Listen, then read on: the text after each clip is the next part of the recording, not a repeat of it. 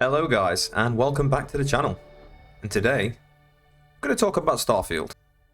Now, I usually don't do these types of videos, so it's not going to be scripted, it's not going to be formal.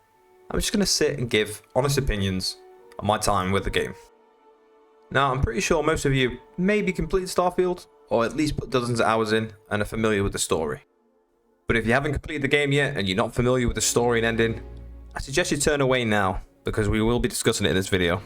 With all that out of the way, guys, if you enjoyed this video, drop a like, comment, subscribe, help me out, and who knows, we might mix it up in the future and do more videos like this discussing games. But for now, let's get into it. So as you guys probably know, Starfield is an open world RPG produced by Bethesda. And of course Bethesda, makers of Morrowind, Oblivion, Skyrim and the Fallout series. So it's no surprise that Starfield shares many traits from those games. And at the time of making this video, I've spent 74 hours in the game, which to some people may not seem like a lot of time, but their reasons we'll discuss later in the video. Firstly, let's discuss the good, things that I enjoyed with Starfield. And coming straight in at the top of my list is attention to detail. Now, what do I mean by this? Bethesda have built a world that feels realistic, but realistic in the sense that it fits the space genre the way it's intended to. Mechanics such as oxygen and low gravity.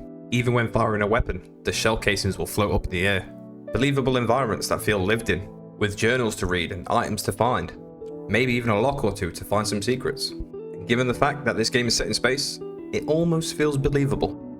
Realistic and thriving cities, such as New Atlantis. Or maybe the bustling city of Neon. No matter where you land your ship, there was always something to catch the eye. Bethesda did a great job of bringing it all together and immersing you in the world. Next, I want to talk about quests and companions.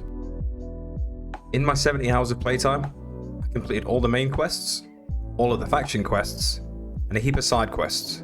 And to be completely honest, there was a good variety. Speaking mainly for the side quests, because we're going to talk about the story in a bit, I enjoyed the side quests, and in my playtime, I completed over 100 quests, and I never really got bored of the side missions and activities. Well, you're back. Right alongside quests is obviously companions. Oh no, don't start. You sure about that? A medkit might do wonders for you. Now, Bethesda have made some really good companions in the past. With Starfield, I felt like each companion was unique, and that each of them had their own morals and beliefs. Now, aside from the facial expressions, having a conversation with the companions felt like it was a real conversation. And I found myself enjoying most of the interactions within Starfield. Welcome aboard. Next, let's talk about the leveling system. Now, I'm a huge fan of games that don't hit you with a level cap.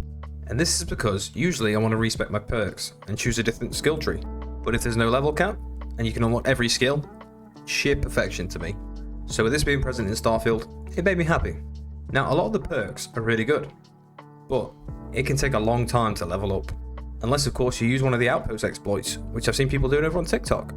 Aside from a few tweaks for XP gain, I'm happy with how the leveling system works. We gotta talk about spaceship customization.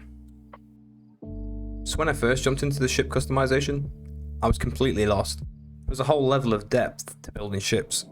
You can literally change anything on your ship.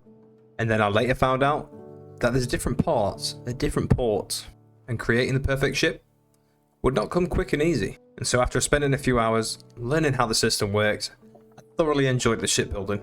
So, bravo Bethesda. Bravo. And with the good comes the bad. Now I want to talk about things I didn't enjoy with Starfield.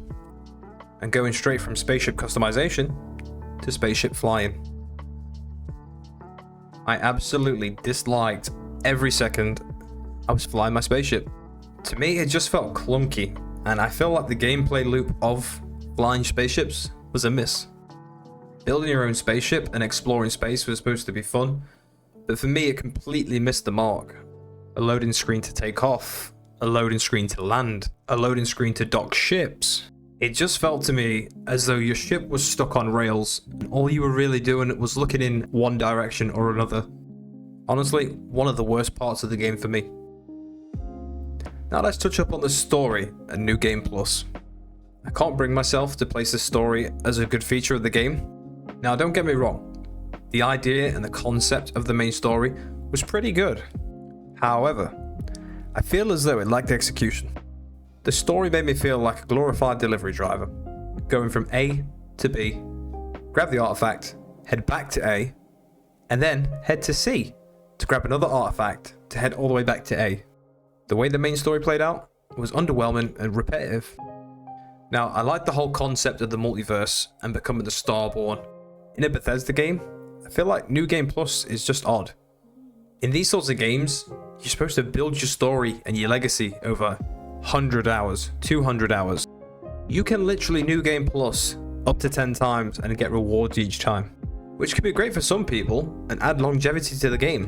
But I don't want to keep playing this game over and over. My time is limited.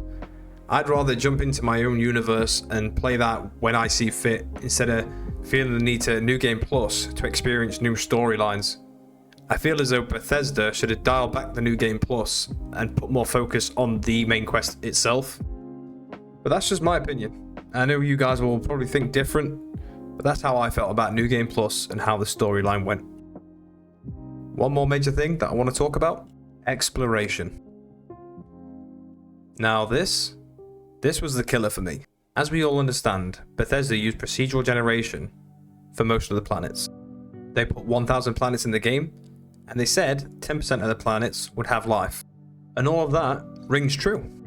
But what arguably is one of their biggest selling points is actually one of the worst things. I visited over 100 planets in my playtime, and it was so repetitive, farming minerals, running 1,000 meters to 1,500 meters between each outpost or point of interest on the map. And when you get to these points of interest, they are the same you've seen 15 times on a different planet. I saw the same outposts with the same layouts, with enemies positioned in the same place they were in the previous 3 or 4. There was barely any variation whatsoever.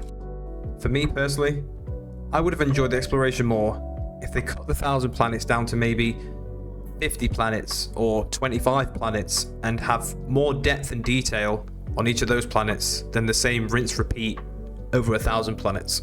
And of course, people will disagree. Everybody's entitled to their own opinion. But this is what I found in my playtime. It was just not enough to keep me engaged.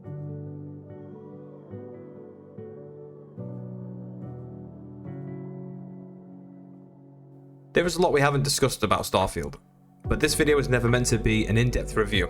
I just had some thoughts and feelings that I just wanted to talk about. With Starfield, for the most part, I genuinely enjoyed the game. I've always loved Bethesda games, and Starfield was no different. Could Bethesda have done a bit more? Absolutely. Did they do a terrible job? Absolutely not. There are a lot of mixed reviews for Starfield, and I kind of agree with a lot of them. It has a lot of good, but it also has a lot of bad. It's just a balancing act of the things that you enjoy and the things that you don't enjoy. And I will absolutely come back to Starfield further down the line with some mod support, the DLC. Starfield definitely has a future. But thanks for watching the video, guys. Like I said, I don't do these sorts of videos. I am not a game critic, so go easy on me, huh? If you guys want to talk about it, let's have a discussion in the comment section. And if you enjoyed the video, consider dropping a like and subscribe. Until the next one, guys, take care.